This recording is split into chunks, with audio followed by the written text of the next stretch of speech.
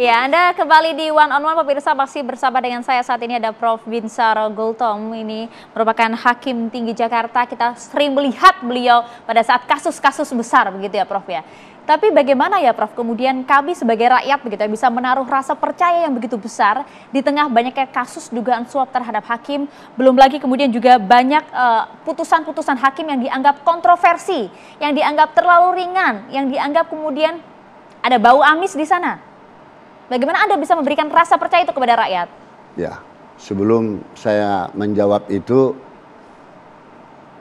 saya menyambung tadi jawaban saya, sisi masalah harapan saya kepada para hakim junior, juga kepada para mahasiswa Fakultas Hukum yang bakal calon hakim ya? Calon hakim kelak. Dan ini kebetulan para mahasiswa saya ini Fakultas Hukum Universitas Kristen Indonesia Jakarta, Cawang. Hadir juga sengaja di sini, hadir terima kasih. Ya, melihat dosennya meminta kepada seluruh mahasiswa Fakultas Hukum di Indonesia yang mau berkecimpung baik untuk penegak hukum kepolisiankah, jaksakah, advokatkah, atau hakim, terutama hakim. Jangan coba-coba masuk menjadi hakim kalau tidak terpanggil hatinya, ya, jiwanya untuk jadi hakim. Daripada merusak nanti peradilan ke depan. Itu dia, karena Anda yang kemudian memutuskan bagaimana nasib seorang terdakwa. Betul. Kan? Sekarang kan sudah tahu risiko banyaknya hakim-hakim yang juga mendapat jeruji besi ya. Itu dia. Iya, seperti yang pertanyaan daripada Mbak tadi. Nah, kemudian masuk kepada pertanyaan barusan tadi.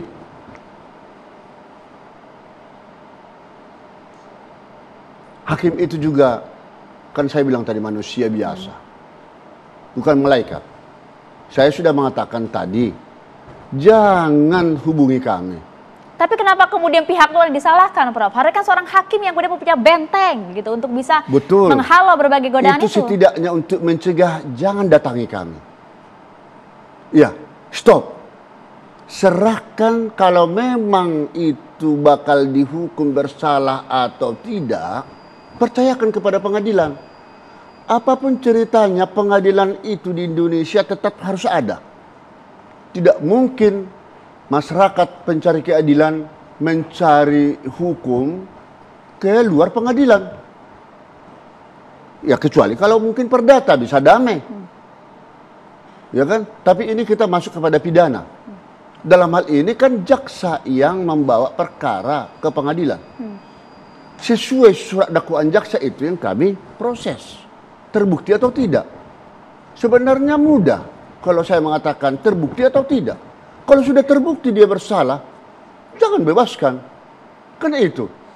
Kalau hanya karena ada titipan. Itu dia. Karena kan oknum-oknum ini yang kemudian membawa dan juga meruntuhkan marwah peradilan. Para hakim-hakim. Ya, tapi ada yang datang. Coba kalau nggak didatangi dia. Coba kalau hakimnya bisa nolak, Prof. Itulah kembali lagi seperti telur dengan ayam. Jadi ini hakimnya itu harus membentengi diri, pertama iman. Harus kuat. Kalau tidak jangan jadi hakim. Ya. Mikir dulu lah. Karena integritas itu kan dibentuk dengan meningkatkan moral dan juga etik dari seorang hakim. Ya. Dan itu tidak mudah ya, Prof? Tidak mudah.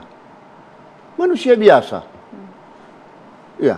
Karena itulah saya katakan tadi, berapapun besarnya gaji, itu tidak akan menjamin tidak ada korupsi. Tidak ada pemberian-pemberian suap. Tapi ini hanya sebagai bentuk apresiasi gitu maksud Anda ya? Setidaknya dengan adanya penghargaan dari pemerintah, ini harus kita apresiasi luar biasa. Dan kemudian harus menjadi warning, peringatan buat rekan-rekan hakim. Kenaikan gaji harus diiringi dengan pengawasan yang juga berlipat ganda. Pengawasan yang lebih ketat. Berdayakanlah fungsi komisi judisial yang tidak hanya menerima masukan dari masyarakat, tetapi langsung dia terjun ke seluruh pengadilan, anggota-anggota yang ditunjuk untuk itu, ya, melihat persidangan-persidangan yang menarik perhatian publik. Nah, kemudian CCTV yang terpasang di seluruh satker pengadilan itu terkoneksi ke pusat KY dan ke Mahkamah Agung. Menurut Anda dengan banyaknya kasus-kasus dugaan suap terhadap para hakim saat ini karena pengawasannya yang lemah? Wah, tidak selalu. Tidak selalu. Tidak selalu. Hanya saja kalau memang sudah dasar mereka itu mempunyai integritas yang kurang baik, ya kapan di mana saja pun dia bisa melakukannya, kan itu. Kembali lagi pada integritas. Kembali lagi kepada modal kita itu iman harus kuat. Hakim tanpa kuat agama nonsen. Nonsen. Harus kuat. Menarik. Iya. Termasuk juga Prof dengan kasus hukuman mati saat ini. Satu kata saja. Sepakat atau tidak? Anda termasuk hakim yang juga setuju dengan penghapusan hukuman mati atau tidak? Tanpa alasan, iya atau tidak? Saya tetap setuju dalam hal-hal kasus yang sangat menarik perhatian. Karena baru sekali saya melakukan itu di Pengadilan Tinggi Banten. Ya, tapi itu keadaan dalam spektakuler. Tetapi dengan adanya Undang-Undang Nomor 1 Tahun 2023 tentang KUHP baru ini tidak konsisten putusan pidana mati itu. Di pasal 100 ayat 1 itu disebutkan pidana mati itu harus ada masa percobaan 10 tahun dengan catatan menyesal akan perbuatannya dan tidak mengulanginya lagi. Itu dia. Lagi-lagi tergantung bagaimana kemudian hakim bisa mempertimbangkan nasib dari terdakwa itu sendiri ya. Ini sangat tidak berwibawa pasal itu.